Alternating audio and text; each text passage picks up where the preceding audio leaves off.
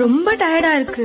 இயற்கையான டேட்ஸ், பாதாம், பிஸ்தா, cashew and honey கொண்டு தயாரிக்கப்பட்ட லயன் டேட் நட் பைட்ஸ். இனிமே கண்ணை மூடிட்டு கடலை எண்ணெய் வாங்கலாம்.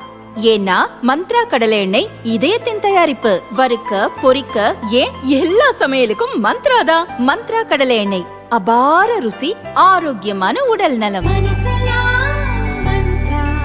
சமவேலைக்கு சம ஊதியம் என்ற கோரிக்கையை வலியுறுத்தி இடைநிலை ஆசிரியர்கள் சென்ற ஆண்டு டிசம்பர் 26 முதல் சென்னையில் தொடர் முற்றுகை போராட்டம் நடத்தி வந்தனர்.